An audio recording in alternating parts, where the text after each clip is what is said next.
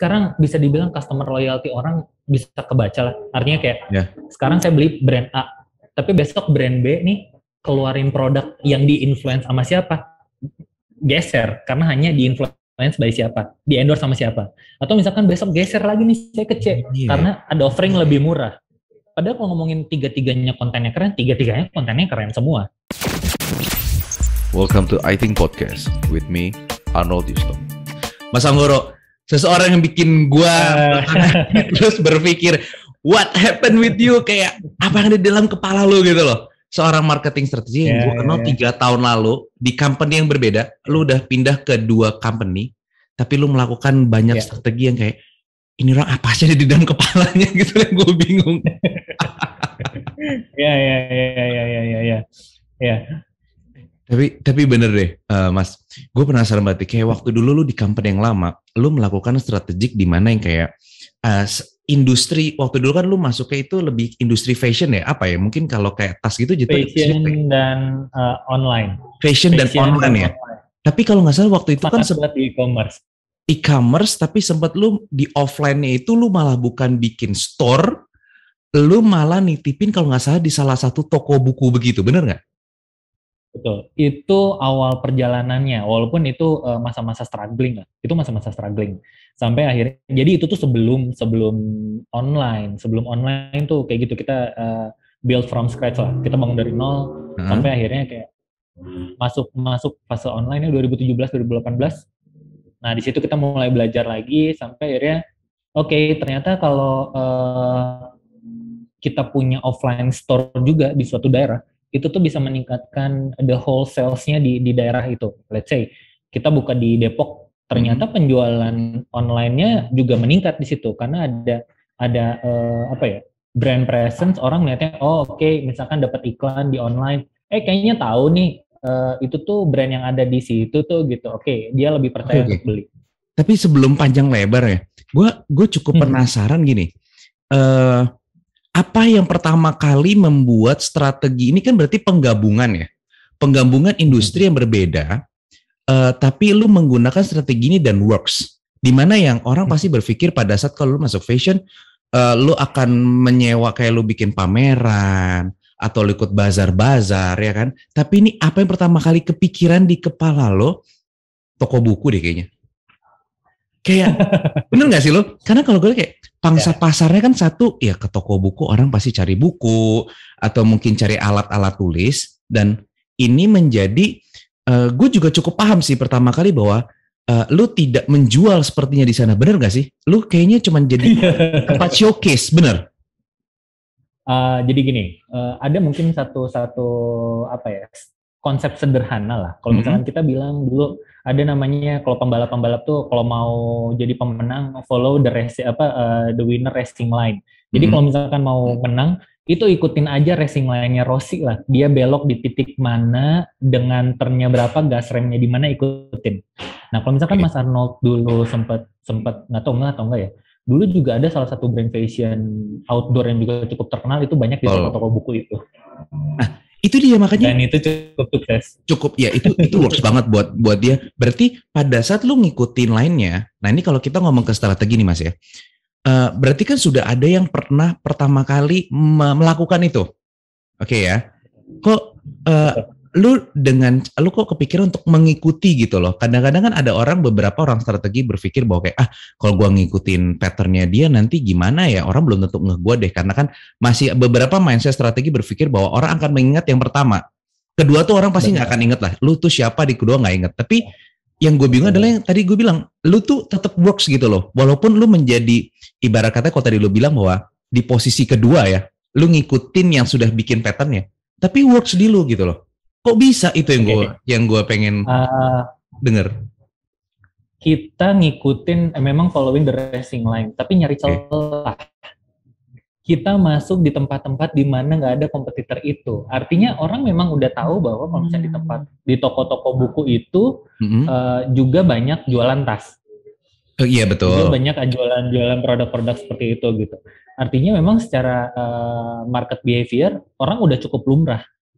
Tinggal cuman kalau misalkan dia let's say dulu kita ngomong di Sunter ya, misalkan ada toko buku di Sunter, orang datang misalkan tiba-tiba ada brand tas baru dengan kita delivering quality yang bagus, komunikasi yang bagus, orang lebih tertarik karena memang ya itu ada kebiasaan orang memang udah terbiasa untuk beli produk itu tuh di situ. Karena sekarang gini, konsumen terbesar produk backpack itu siapa sih? Anak sekolah. Ketika zaman dulu ya 2016 ke bawah gitu ya, ketika musim-musimnya tahun ajaran baru tuh anak-anak pada beli seragam, pada beli buku, semua satu paket di satu tempat itu. Oh iya, I get the point. Cuman kita nyari memang ujung-ujungnya nggak head to head, memang nggak head to head. Kalau head to head kita pasti kalah, karena kan nggak semua toko-toko buku itu ada. Berarti bisa dikatakan adalah lu ngikutin patternnya mereka, tetapi lu juga melihat behavior yang sudah tercipta ya. Jadi orang itu tidak perlu di-introduction atau untuk diperkenalkan kembali bahwa di toko buku ada loh.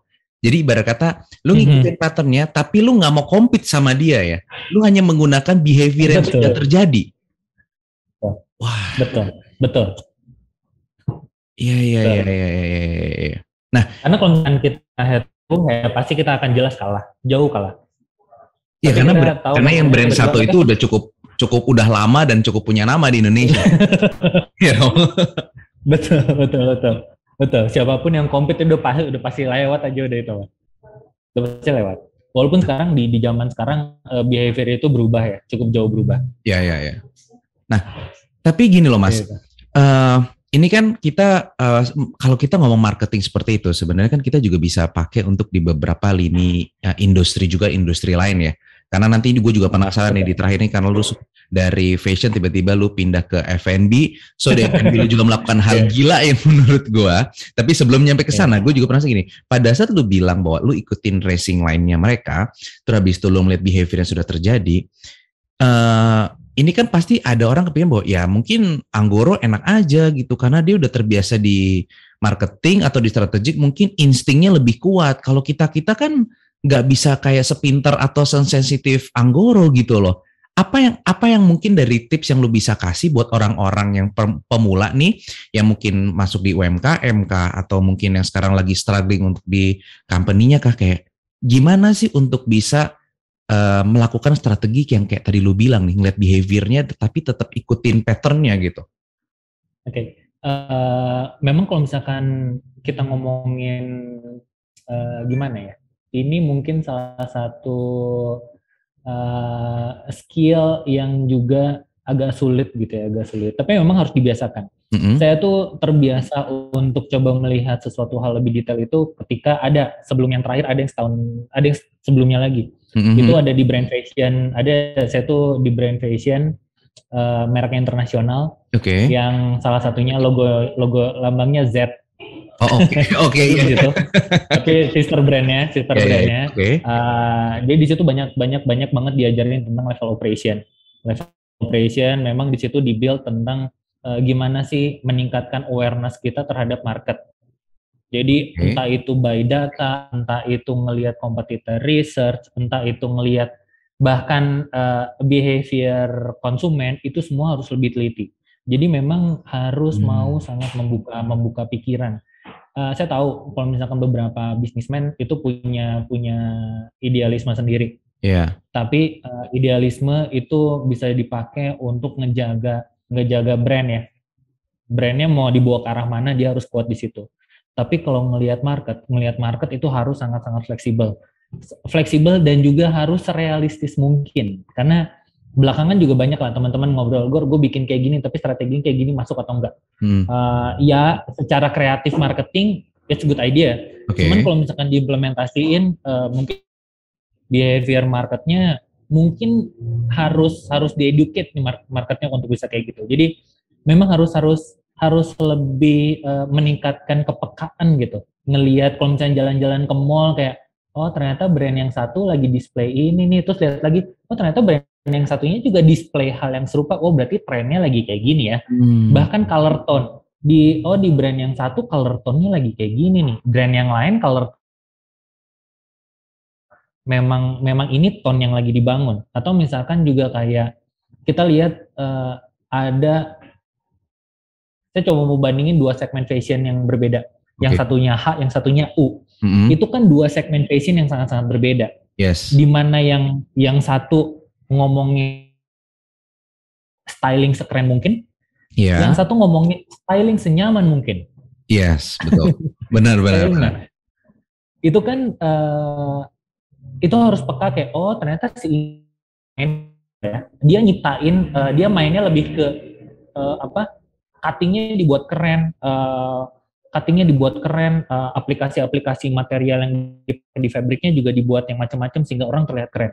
Kalau yang satunya lagi kan ngomongin cutting, mereka mungkin nggak ngomongin cutting, tapi mereka akan lebih milih fabric mana yang akan sangat nyaman untuk dipakai, nyaman untuk dipakai olahraga, nyaman dipakai saat panas. Jadi, nah dengan bisa membedakan, oh ternyata ini arahnya ke sini, dia bisa punya preferensi. Oke, ternyata brand tuh punya preferensi masing-masing ya.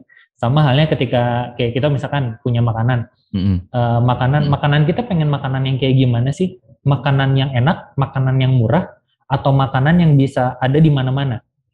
Nah itu aja kan bisa jadi diferensiasinya masing-masing. Nah, nih gitu.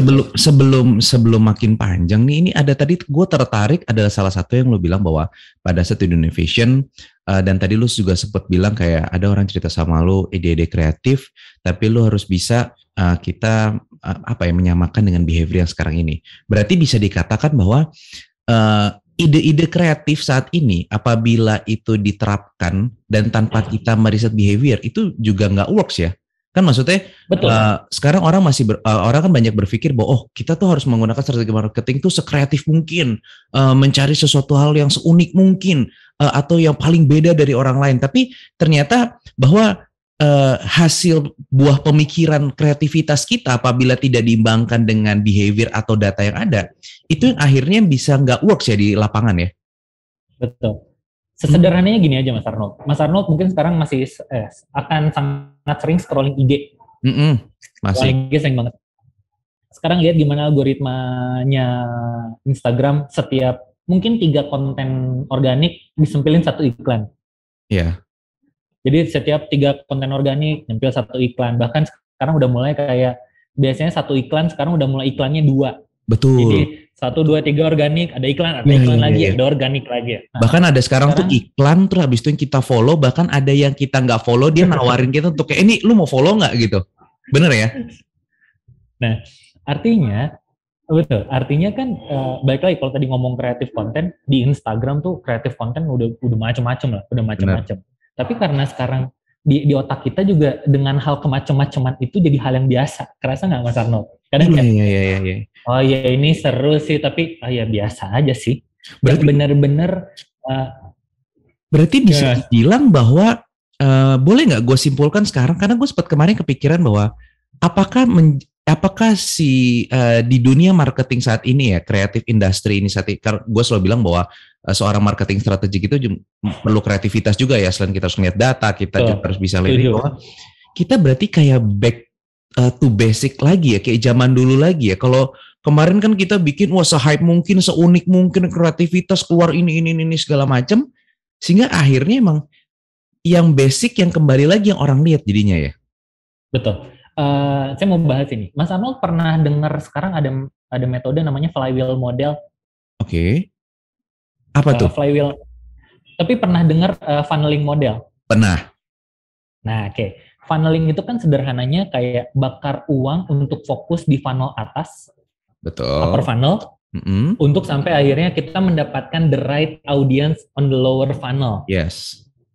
Jadi untuk gaining uangnya gitu. Kita tahu mau kemana kita kerucutin. Nah, akhirnya kan secara konten dulu waktu digital marketing awal, waktu belum sekarang kan, sekarang aksesnya udah easy entry banget lah digital marketing. Semua orang dengan sangat mudah. Artinya secara konten ya udah gitu. Tapi kalau dulu itu kan, wah gue punya konten keren, orang pasti attract. Dulu works, makanya udah masukin uang di atas, biarin aja siapa yang nyangkut dapat lower funnel. Sekarang salah satu itu udah bisa dibilang sekarang metodenya agak nggak works karena bakar uang di atas ketika orang-orang lain pun ngebakar uang di atas dengan konten yang hampir mirip-mirip. Dimana sekarang juga kalau misalkan ngomongin customer loyalty, sekarang bisa dibilang customer loyalty orang bisa kebaca lah. Artinya kayak sekarang saya beli brand A, tapi besok brand B nih keluarin produk yang di-influence sama siapa, geser karena hanya di-influence by siapa, di-endorse sama siapa. Atau misalkan besok geser lagi nih saya ke C karena ada offering lebih murah. Padahal kalau ngomongin tiga-tiganya kontennya keren, tiga-tiganya kontennya keren semua.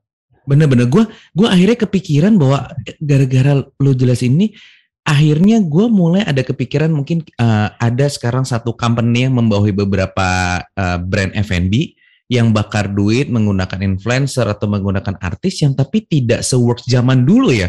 Kalau zaman dulu kan, wah kalau kita nempel ada BA-nya ini langsung pecah, langsung buka cabang banyak, ini tuh tidak se-works dulu ya. Itu yang tadi dulu pernah ada zamannya ya. Zaman itu kan zaman itu adalah salah satu company besar kan, nempel pakai ini buka cabang langsung banyak, franchise langsung jual gila banget kan. Sekarang ada company sekarang juga masih ada yang kayak gitu tuh Mas. Sekarang masih ada yang kayak gitu juga. Tapi itu tidak nggak sampai kayak dulu ya. Kalau dulu kan kayaknya masyarakat tuh kayak wah ini apa nih, langsung pengen coba. Betul. Sekarang kayaknya keinginan orang mungkin karena itu sudah menjadi habit kali ya, menjadi habit karena yang orang sudah terbiasa ya.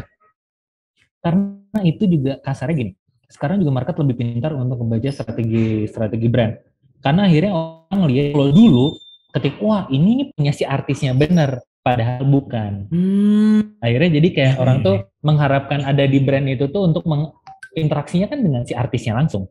Betul. Tapi kan ternyata cuma awal-awal doang, buka di sini. Oh yaudah, ternyata pas tahu belakangnya, bukan punya si ini, ternyata punya si ini. Akhirnya kalau sekarang ada lagi yang kayak gitu-gitu ya, orang udah mulai ngebaca. Akhirnya apa? Yang paling penting product quality is still number one.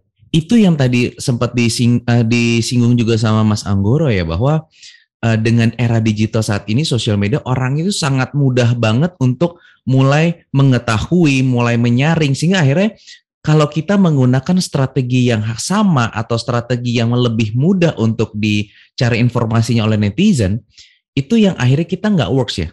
Berarti mau nggak mau bisa dikatakan kalau mungkin kesimpulannya gue melihat dari ini bahwa sekarang mau nggak mau itu strategi marketing tuh harus cepat berubah ya. Betul. Saya aja ngerasain dari 3 tahun terakhir, strateginya jauh banget Mas, jauh banget. Iya, kalau zaman dulu kan kita pakai beberapa strategi itu kan kita mungkin bisa pakai kayak 6 bulan, 3 bulan tuh kita masih bisa pakai ya. Kayaknya sekarang every month itu benar-benar kayak bisa goyangnya tuh luar biasa ya kayaknya ya. Betul sekali. Bahkan sekarang beberapa company besar juga mereka udah jarang setting target untuk 1 tahun. Annual target udah jarang. 3 bulan udah paling oke lah. 3 bulan? 3 bulan paling oke. Iya. Walaupun mereka harus coba kasarnya review per bulan, mereka review lagi ngeliat market ada apa, behavior marketnya ada yang berubah atau enggak, ada kondisi global yang kayak sekarang pandemi udah mau beres, dihajar perang, impactnya juga ke beberapa komoditi. Sekarang tadi baru dapat berita minyak goreng udah jadi mulai mahal, itu pasti akan kena impact lagi kemana-mana. Jadi hal-hal ini kan pasti akan berubah, hal-hal seperti ini pasti akan berubah. Dan harus tahu kayak nyasatinnya harus kayak gimana ya sekarang ya, kita muter otak lagi. Gue ini nih makanya gue akhirnya pas tadi lu ngomong juga gue jadi kepikiran baru lagi bahwa di era saat ini ya berarti strategi yang kita perlukan sekarang adalah bukan kreativitas menjadi utama, tapi seberapa banyak resource data yang kita punya. Benar nggak sih kalau kayak gitu? Karena kalau kita resource datanya nggak banyak kan, kita nggak tahu harus berubahnya kemana ya. Walaupun kreativitas kita luar biasa sekali, tapi tanpa ada pendukung itu kan menjadi suatu hal yang sia-sia ya kita membuat itu dong jadinya. Betul. Makanya tadi lanjut dari konsep funneling, sekarang ada konsep namanya flywheel. Ya nanti Mas Arnold boleh googling lah ya konsep flywheel. Boleh. Jadi konsep flywheel ini tuh kasarnya menggunakan si konsumen. Jadi kasarnya kan kalau dulu budget marketing itu dilempar ke funnel atas, jadi di burn ke atas, dapetin yang bawah. Betul. Jadi kayak kalau sekarang itu gimana setiap rupiah yang di spending ke potensial customer itu benar-benar bisa attracting calon customer sampai dia happy, dan jadi kasarnya brand growth tuh berdasarkan dari si kepuasan si konsumen ini. Makanya konsepnya dia lebih ke flywheel, roda. di the center of on the wheel itu adalah si customer-nya.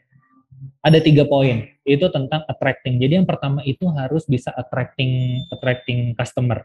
Nah, attracting customer ini juga tuh dengan konten-konten yang semenarik mungkin, yang sedekat mungkin. Nah, itu tuh kuncinya, menarik dan dekat. Jadi kalau misalnya menarik tapi kayak kita jabarin satu-satu nih.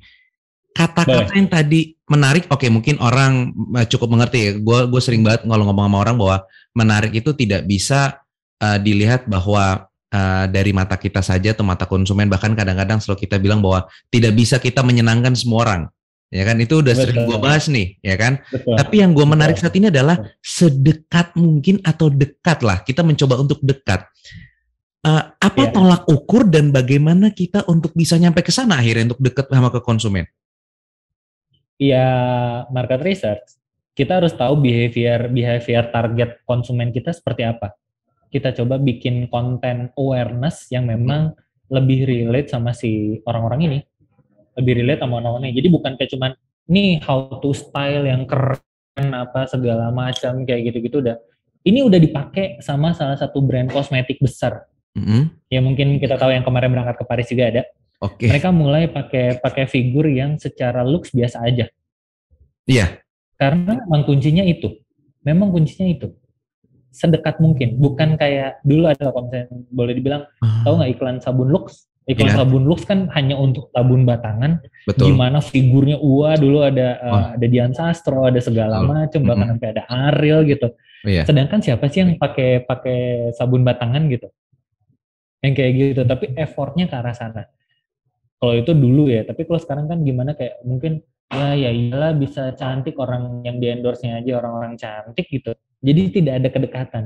Figurnya cantik, figurnya ganteng, tapi secara ini kayak ya iyalah, terus gua yang datang gini mukanya gimana bisa worse gitu pakai ini gitu kan.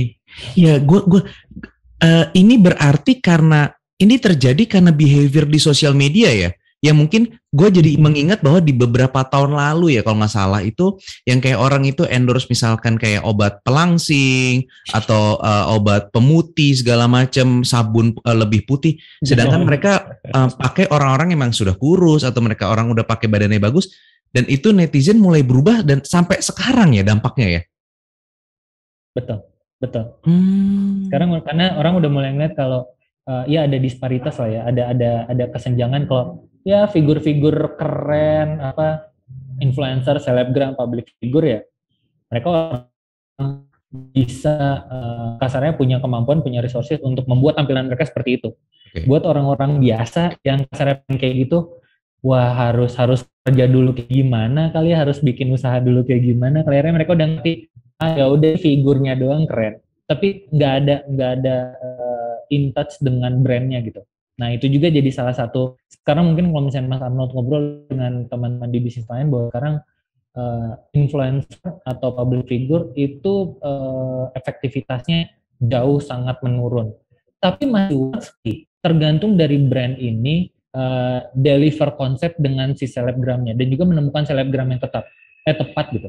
Jadi masih work, saya masih yakin bahwa ini masih works untuk segmen-segmen tertentu. Bahkan kalau kita tahu sekarang ada juga selebgram yang bapak-bapak ada berempat yang tongkrongannya mobil di apa segala macam, itu very ternyata di penjualan mobil.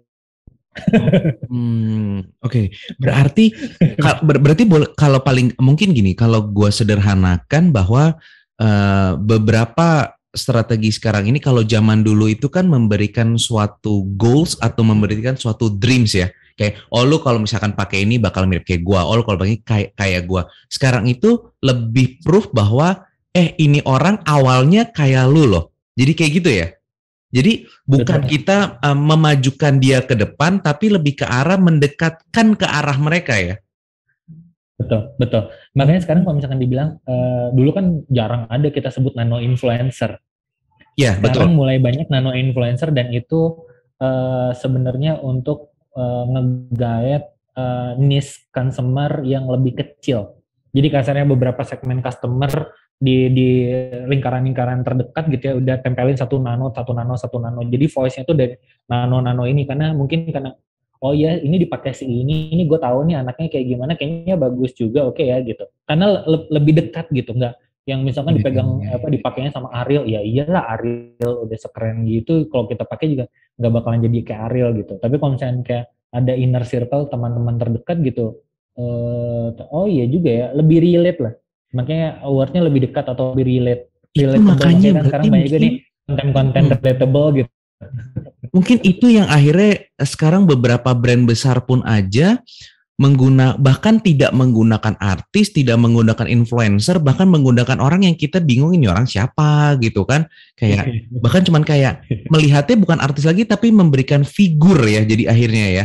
Figur yang paling mendekati seperti target pasar yang mau kita tuju. Betul.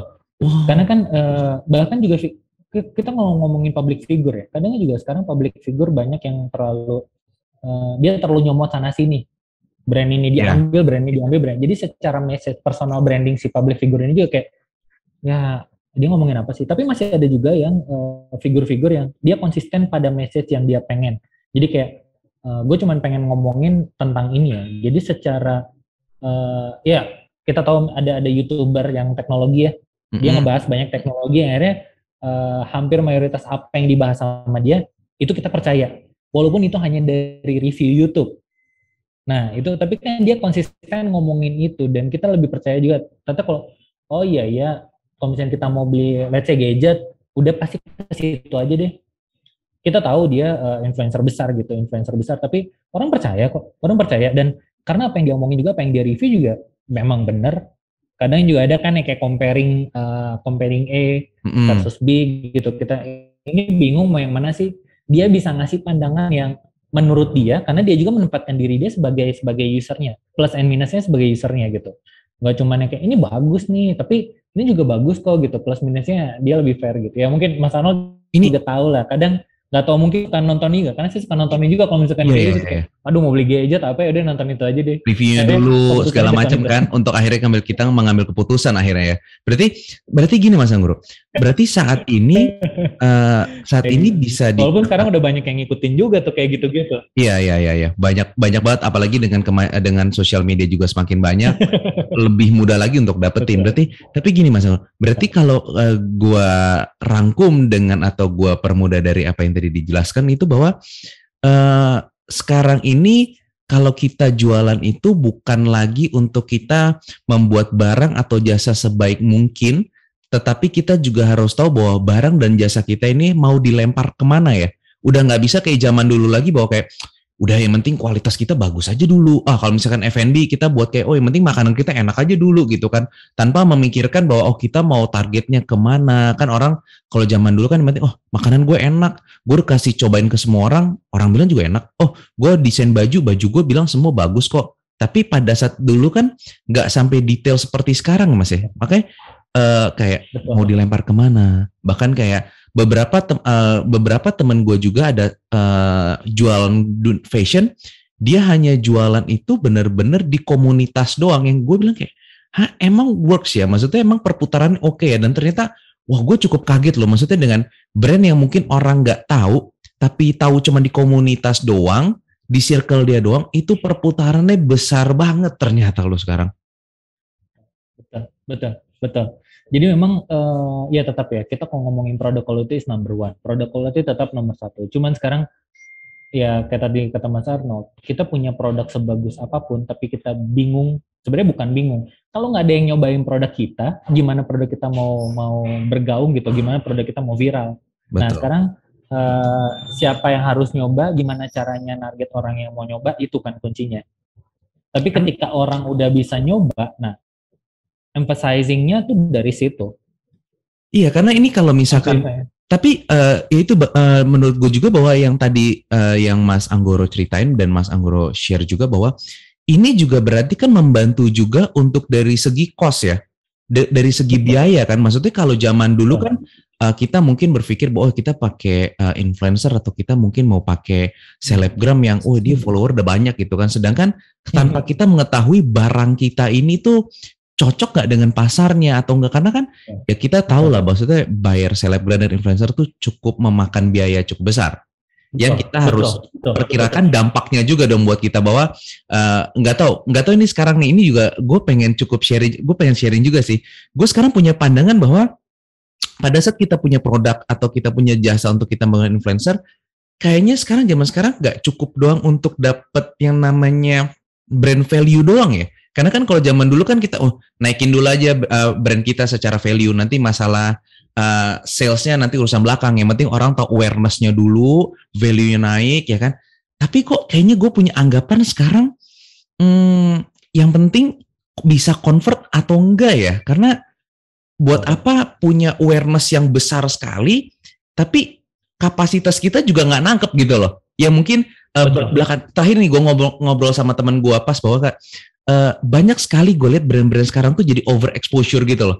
Mereka akhirnya melakukan yang strateginya bagus, kreativitasnya luar biasa, viralnya luar biasa, awarenessnya luar biasa, tapi gak tahu resikonya yang cukup besar yang akan terjadi yang gue lihat. Karena mungkin Mas Anggoro juga beberapa kali ini mungkin dengar-dengar beberapa berita belakangan ini lah, yang gue lihat bahwa wah ini expose sih bagus banget ya. Tapi gue ngeliat bahwa sekarang gini loh, netizen zaman sekarang kan pinter-pinter banget ya. Kayaknya bahkan mereka itu sangat teliti sekali. Mereka lebih kepo masalah di media sosial, ya kan?